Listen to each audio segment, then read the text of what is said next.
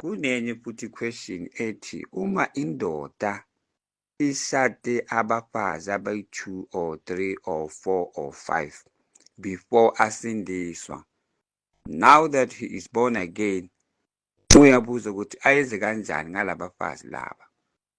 No, angithi abafazi abekho abafazi bakho lapho ubashadile wena or ubalobolile, ukhethile wena ukushada abafazi abaningi, wena uyi-1 but ufuna abafazi abayi-2 but wena uyi-1.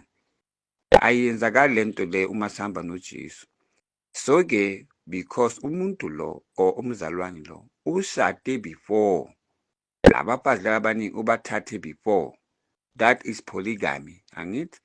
So izinto ezenziwa ngabantu and lezi zinto lezi zimukisa abantu ezihogweni because wena you are one man for one woman. So if wena you are one man kodwa unabafazi abayi-3, uJesu afela abantu akayifuni lento leyo, because uzothanda lo wena ushiye abanye le, kusasa uyamshiya lo uyolala kulabanye abanye le. So lo omshiyile makakhumbula ukuthi awukho kuye uye kwabanye, then umoya wakhe awunakujabula. She won't have peace because now indoda yakhe ihambile iye komunye umfazi. That means indoda le ayimthandi because izolo indoda ilele la but tomorrow or tonight ayikho la, iya komunye umfazi. So lo mfazi kade anaye izolo usala ngenhliziyo ebuhlungu makabona ukuthi lo muntu uthi uyangithanda, bekanami izolo but tonight uyolala komunye umfazi. Angithi wabo? So yizo lezo uNkulunkulu uJesu angasifuni lezo. That's why uNkulunkulu ufuna ukuthi siphile impilo engcwele, a holy life, one man one woman. Yes. So-ke uma lo muntu lo sekasindisiwe manje aza kuJesu, azinikela kuJesu and ngapha unabafazi abayi-2 or 3, uyabuza la ukuthi manje ngiyenzeni ngalabafazi bami?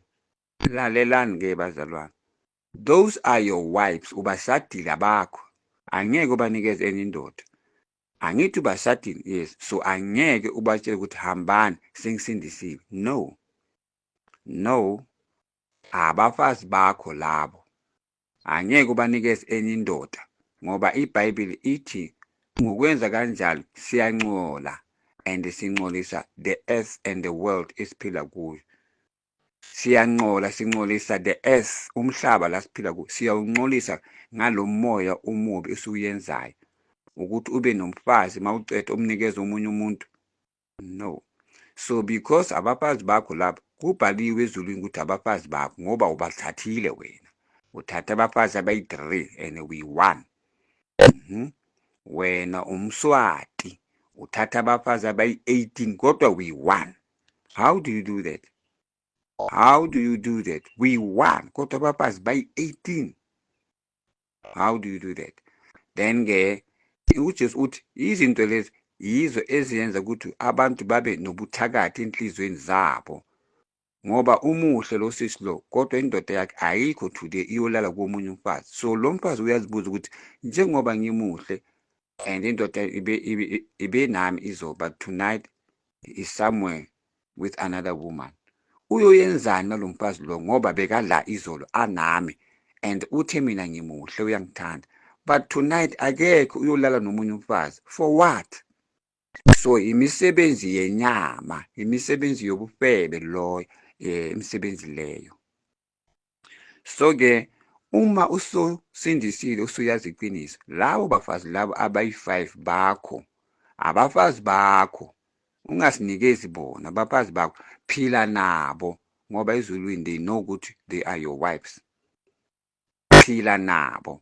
If wena awusabafuni or bona basakufuni ngoba nabo sebasindisile, nizohlukana-ke, you will separate. Omunye nomunye labafazi bazahlala bayi-1, omunye nomunye ahlala ayi-1 ngoba manje wena baba usosindisile, nabo mhlawumbe sebasindisile. Omunye nomunye uzahlala ayi-1 as a single wife if bafuna ukuseparate nawe, hhayi ukudivorce, ukusuka kuwe ngoba sebafuna ukusebenzela uNkulunkulu and angeke basebenze